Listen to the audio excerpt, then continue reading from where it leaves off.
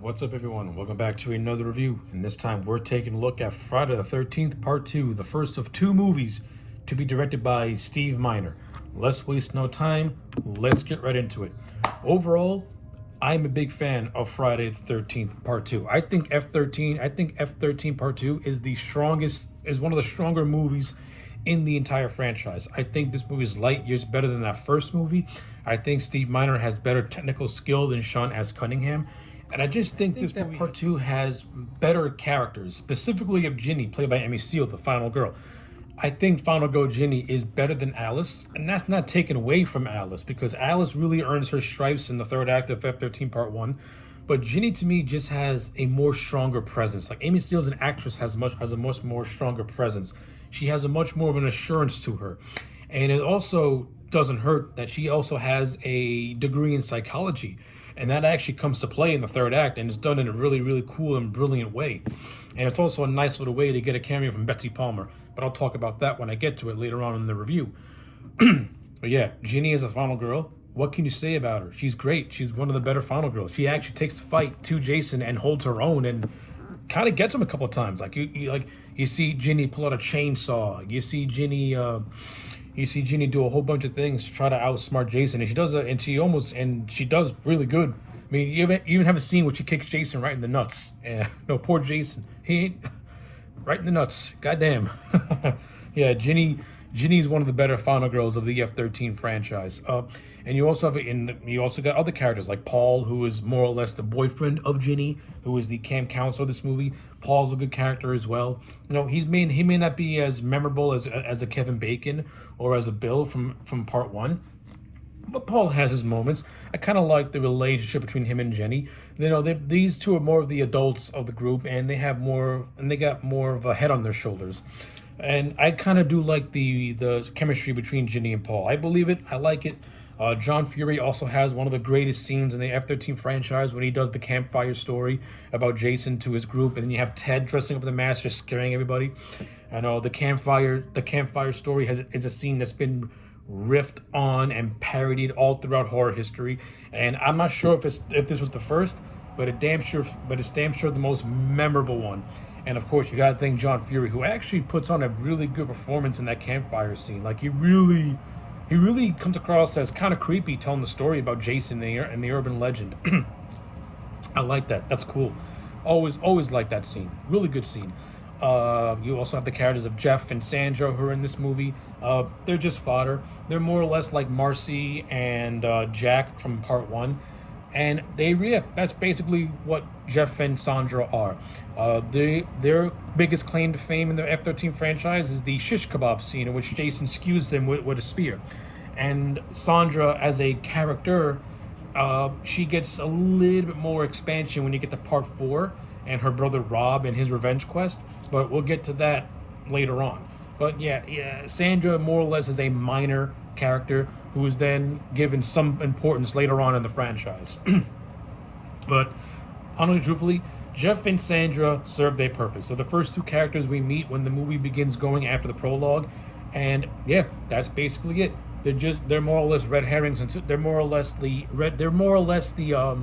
Annie of this movie till we get to Amy, till we get to Ginny, who is the real star of this movie. But they serve their purpose. We have the character of Ted, who's the practical joker. Ted is one of the few practical jokesters in the F-13 franchise to actually live and tell the tale about it. But some of his jokes are corny, they're cheesy, but they're rib ticklers. You know, you get a chuckle here and there. Also, a fun fact: the actor who played Ted also played a bully in Christine and gets killed by the car. A little trivia for your horror fans. So nothing to complain when it comes to that sort of thing. And all the other characters are fine too. You got the wheelchair-bound Mark, who has a budding romance with another girl whose name escapes me. They meet Vicky. You have the budding romance between Mark and Vicky, which ends really badly for Mark. Poor guy gets a meat cleaver to his face, and then his wheelchair falls down a flight of stairs. Like, come on, poor Mark. Vicky gets stabbed in a very just harsh scene, because the way Vicky dies is kind of hard to watch in a way, because she's screaming, paralyzed in fear, and you just see Jason walking towards her with a butcher knife. Like, you know this girl's gonna die, and she can't even save herself. It's actually a decent scene. I like it. And then you have the other characters. I can't remember what their names are for the life of me. One of them goes skinny dipping, and some other guy watches her.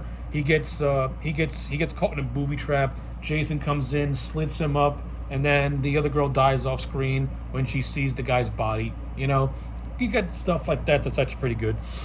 That's okay, I guess. Some of those classic F-13 off-screen deaths where it's up to your imagination as to how Jason offs them.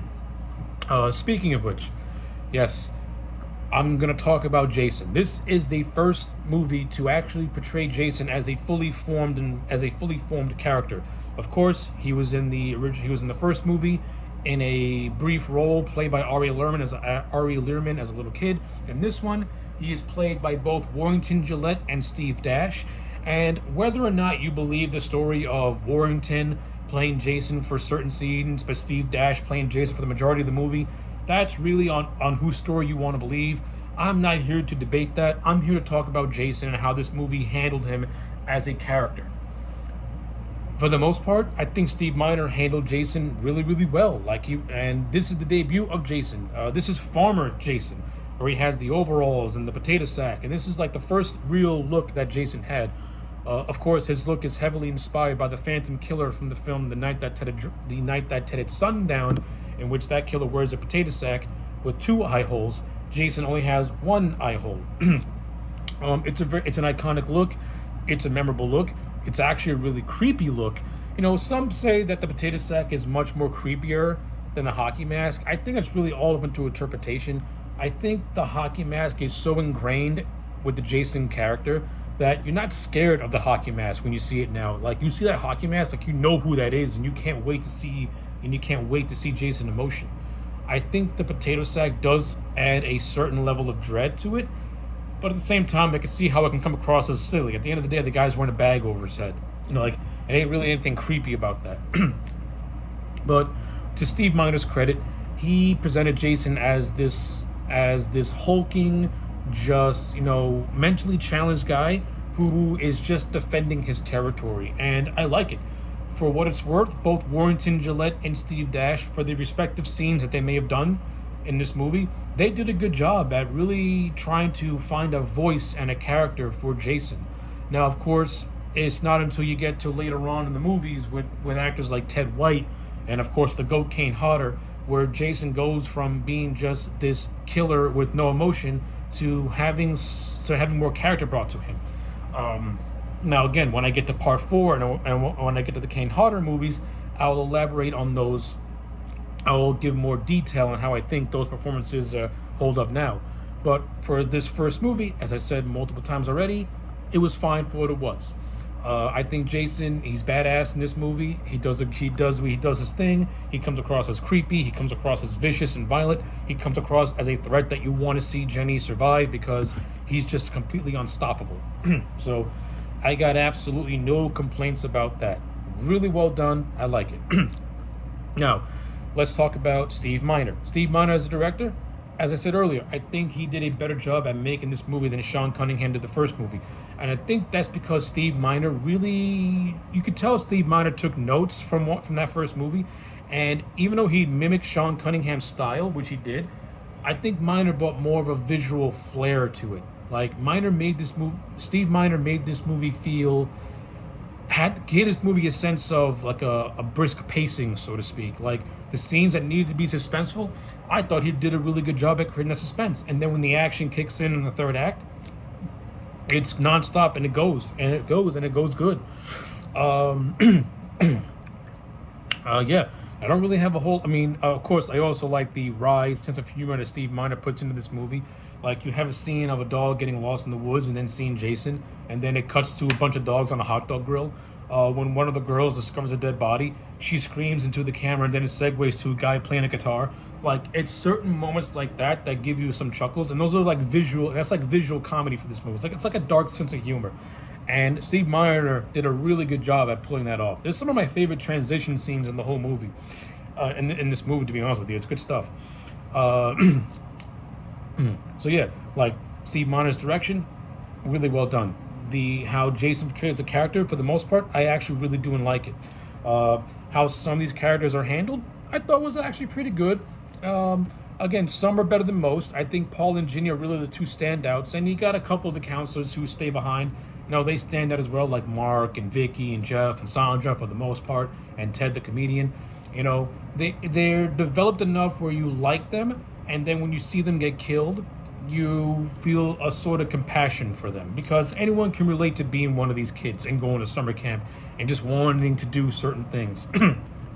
So, no hatred on that. In terms of this movie's production value, I like it. This movie's production value is fantastic. Is overall really, really good, and much better and much more crisper than it is in that first movie. One of this movie's biggest highlights for me is the makeup effects. I think the makeup effects, especially on like the Mountain Man Jason, is iconic and very, very memorable. And of course, how could you not like Shay Jason? Jason's little dump in the woods that he calls his home, which we see when Jason's being chased by this sheriff who appeared earlier in the movie, reprimanding Jeff and Sandra from going on to the Camp Crystal Lake grounds. So this movie takes place on a camp called Camp, I can't remember the name, but it's a camp that's adjacent to Crystal Lake. So Crystal Lake has been more or less cut off from the camp that this movie primarily takes place on. But Jeff and Sandra cross that line and they go to Crystal Lake, a place that they can't be going to. And that, of course, is what leads to Deputy Winslow, who's not named in the movie, but that's the cop's name, to reprimanding them. And then he sees Jason running across the road. He chases him. You get to Shay Jason, you get to Jason's little hut in the middle of nowhere, which is just this creepy, run-down, just nasty place. And it's definitely a place that someone like that Jason would live in. Now, you got to keep in mind, this is Jason before he became zombie Jason in part 6. Oh, in this movie, he's still relatively human. So you can believe that as he got older and living off the land and living in the woods, that he would build something like this and call it his home. He has had no human interaction for his entire life. All he knows is the land of Crystal Lake, so of course he's going to defend it. It's his home. He's territorial. Jason more or less is acting like a wild animal, protecting their domain. And that's how Jason's portrayed in this movie, and that's how I kind of visualize his character in this film, at least. But yeah, Deputy Winslow does his investigation. He sees a room he shouldn't be seen. Then he gets a hammer to the head, and of course, as the movie progresses, we see the big chase scene. Jenny goes to this room. It's revealed that the room inside Jason's house actually holds the corpse of Mrs. Voorhees, his mom, with the sweater that she died in. And this is where Jenny uses her major in psychology to get into Jason's head. And this is where we see Betsy Palmer come back in a cameo. And this is where we actually get to see Jason in his mind seeing his mother and him being totally subservient to this mother through Jenny, who is getting into Jason's head. And that's how Jenny is able to survive the ordeal. Now, of course, Paul comes in. He beats up Jason a little bit, but Jenny gets the final strike when she machetes Jason right in the shoulder. They go back to the campgrounds. We think everything's all in well, and then jump scare, like mother like son, Jason busts through the window and takes Jenny away. It's left up in the air what happens to Paul. It's even left up in the air how Jenny's even found by the ambulance. Like the movie doesn't do the movie doesn't explain what happened. It kind of leaves it up to your imagination. Like, did Jenny really see Jason, or is she just having a hallucination? And maybe Paul really is dead. Maybe Paul's dead. Like, the movie never really answers those questions. It kind of leaves it up in the air, and I don't mind that. That's good. So yeah, I like all that stuff. Now let's get on to something that is not really a big complaint for me, but something that I wish was done very differently. So the opening prologue of this movie, we're caught up with Alice. Now, when Paul does his campfire story, the opening prologue takes place 2 months after Alice survives Crystal Lake, and more or less she gets killed off by Jason, who somehow found her, sneaks into her house in the suburbs, and kills her with an ice pick. Then the movie flash forwards 5 years, and then part 2 really gets going. I'm of two minds of this opening prologue. Number one, Okay, I get it. We bring back Adrian King. It would have been cool if she would have came back as a fully formed character, and it was actually her and Jenny teaming up to stop Jason.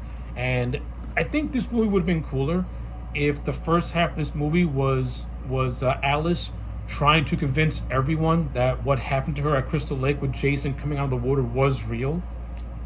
But I think it'll be done better. I think it would be cooler where Alice envisioned a little Jason, but it was really an older Jason that drug her, that sunk her, that grabbed her in the lake after the events of the first movie.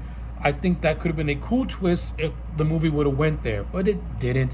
We see Alice. She has her little scene. She gets killed by Jason, and then the movie begins proper once we get past that prologue. It is what it is. I understand that during that time, Adrian King, excuse me, was going through some personal issues, so they only had her for a limited time. But in my fantasy, I think a team up with Alice and Ginny against Jason could have been a cool little movie. That's me personally. But with all that being said, Friday the 13th Part 2 is light years better than the first movie. I enjoy it. I like it to this day. I still think it holds up. It goes at a brisk pace. Jason in his first form as a character is what you want him to be. It's a good prototype, and it works. And of course, it only gets better from here.